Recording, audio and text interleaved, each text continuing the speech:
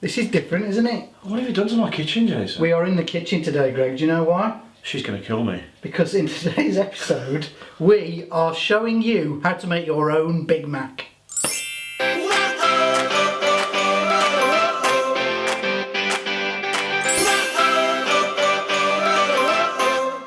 We are in the kitchen this morning, Greg, because we are teaching you how to make your very own Big Mac, Greg. Or you could just drive to McDonald's and get yourself one. You can't say that word. What? The M word. McDonald's? Yeah. I won't say it again then. We are going to teach you how to make a Big Mac, and From the McDonald's. essence of the Big Mac is the Big Mac sauce. That's what gives it its real taste, isn't it, Greg? I don't know. So in order to make that sauce, you are going to need some mayonnaise. You want me to do this? Yes, bit? please. Okay, Jay. Mayonnaise. You are going to need some American style mustard. You are going to need some ketchup, and you are going to need some gherkins.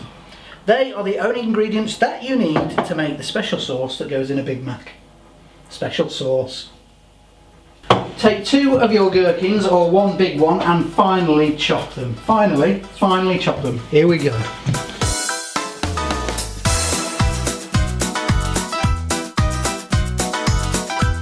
Now that you've chopped your gherkins, you're going to have to add the sauce. So first of all, you need... Have you chopped your gherkins? I've chopped my gherkins, Greg. You need 4 tablespoons of mayonnaise, 2 teaspoons of mustard, and 2 teaspoons of tomato ketchup.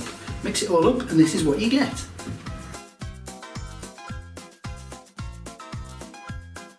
And there is your Big Mac sauce. Mmm, yummy. Looks absolutely beautiful, doesn't it? In order to make the rest of your Big Mac, Greg, It's going well, isn't it? you are going to need some other ingredients. You're going to need 400 grams of mince, the leanest mince that you can find. That will make you about 4 burger patties, so 2 Big Macs. You are going to need iceberg lettuce and an onion and some processed cheese slices. There you go. Greg, let's talk about bread. Baby, let's talk about you and me. Let's talk about all the... Just get your baps there, Jason.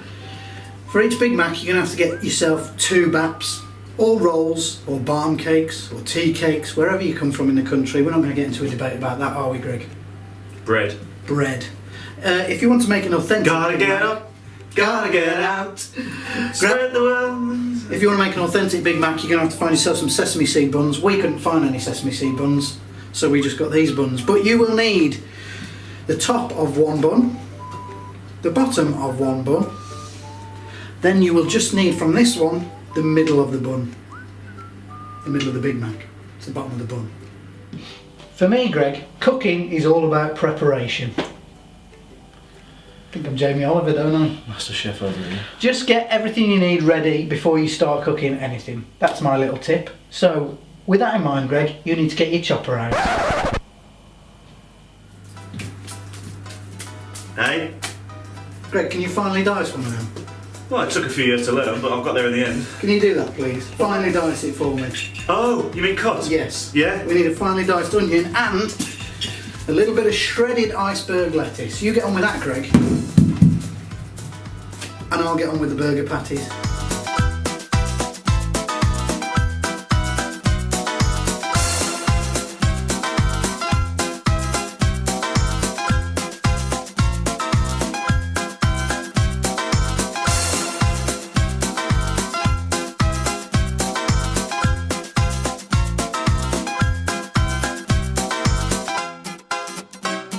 So for each of your Big Macs, you're going to need to make 2 patties. So if you've used 400 grams of mince, you will have 4 balls and you'll be able to make 2 Big Macs. Do you want some more? What you need to do is you need to make this ball into a patty shape. Now you can just use your hands for this. Bear in mind that these are going to shrink in the pan as you're cooking them. So you could just make them into a patty shape like that. You could use the bottom of the plate or something for this, but I prefer to just use my hands.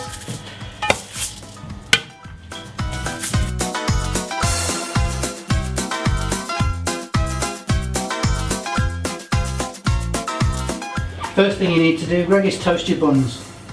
And the best way to do that is in a dry frying pan, not in the toaster. If you want to get that real, authentic taste, do them in a dry pan.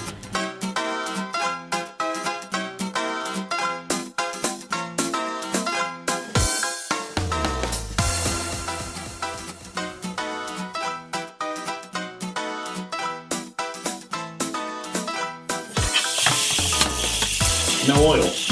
Don't need to put any oil in here because the mince has its own juices that the burgers will cook in.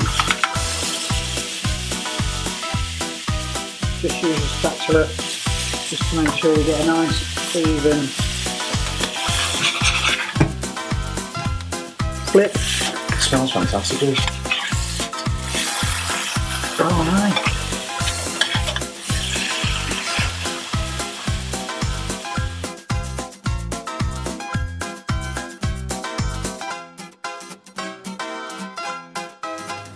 That's all the cooking done, Greg. It's assembly time. Time to assemble the burgers, Greg. Off you go. Take the bottom bun, the bottom and middle buns. Yep. And you need a good dollop of your burger sauce on there.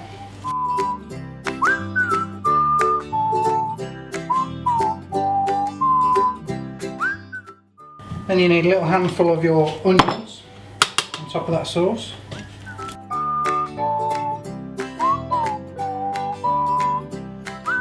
And a little bit of your finely chopped lettuce there, Greg. Lettuce. Lettuce.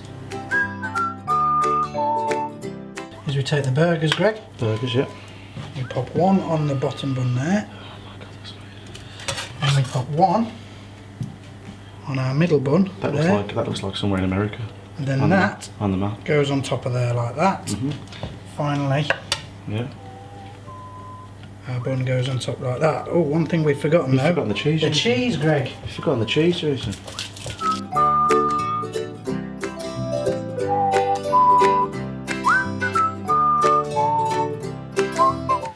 Final tip for the Big Mac, Greg. My top tip of the day is don't just eat it, but get yourself a piece of foil.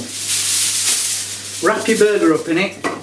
Put it in your oven on the lowest setting for about 5 minutes. What that does is that allows the cheese to start to melt and merge with the sauce and the rest of the ingredients. Imagine it's sat on the pass in McDonald's for 5 minutes.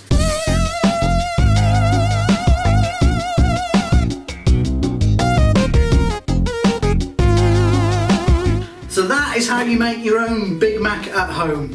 Greg, have you tried it yet? Greg? Mate, it's amazing. Wow, honestly. We will see you again next time on Tea and Toast. Oh, podcast. Bye.